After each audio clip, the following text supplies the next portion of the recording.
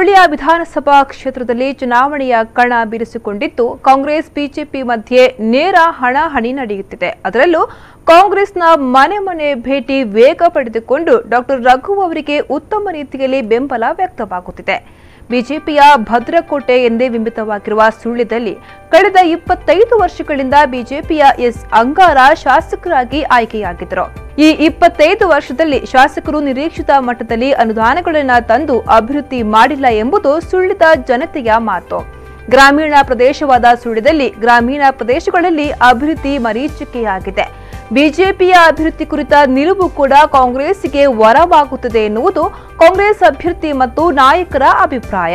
ಕಾಂಗ್ರೆಸ್ ಪಕ್ಷದಿಂದ 100 ಬಾರಿ ಸ್ಪರ್ಧಿಸಿ ಕಡಿಮೆ ಅಂತರದಿಂದ ಸೋತಿರುವ ಡಾಕ್ಟರ್ ರಘು 4ನೇ ಬಾರಿ ತನ್ನ ಅದೃಷ್ಟ ಪರೀಕ್ಷೆಗೆ ಇಳಿದಿದ್ದಾರೆ. ಇದಕ್ಕಾಗಿ ಸುಳ್ಯ ವಿಧಾನಸಭಾ ಕ್ಷೇತ್ರ 228 ಬೂತ್ಗಳಿಗೂ ಕಾರ್ಯಕರ್ತರೊಂದಿಗೆ ಸಂಚರಿಸಿ 2 ಬಾರಿ ಮನೆ ಮನೆ ಭೇಟಿ ನಡೆಸಿದ್ದಾರೆ. ತಾಲೂಕಿನ ಕುಗ್ರಾಮ ಪ್ರದೇಶಗಳಿಗೂ ಕಾರ್ಯಕರ್ತರೊಂದಿಗೆ ಭೇಟಿ ಮಾಡಿ ಜನರ ಸಮಸ್ಯೆಯನ್ನ ಆಲಿಸಿ ಮತಯಾಚನೆಯನ್ನ ಮಾಡುತ್ತಿದ್ದಾರೆ. ಸುಳ್ಯ ತಾಲೂಕಿನ ಗುತ್ತಿಕಾರು, ಕಂದ್ರಪಾಡಿ, ಕರಂಗಲ್ಲು, ಕೊಲ್ಲಮೊಗ್ರು, ಹರಿಹರ, ಬಾಳಗೋಡು ಪ್ರದೇಶಗಳಲ್ಲಿ ಕಾಂಗ್ರೆಸ್ ನಾಯಕ ಸತೀಶ್ ಕೂಜಗೋಡ್ರ ನೇತೃತ್ವದಲ್ಲಿ ಮತಯಾಚನೆಯನ್ನ ನಡೆಸಿದ್ದಾರೆ. 1 ತಿಂಗಳಿನಿಂದ ನಾನು ಸುಳ್ಯ ವಿಧಾನಸಭಾ ಕ್ಷೇತ್ರಾದ್ಯಂತ 238 ಬೂತ್ಗಳಿಗೆ ಕೂಡ 2 ಬಾರಿ ಭೇಟಿ ನೀಡಿರುತ್ತೇನೆ.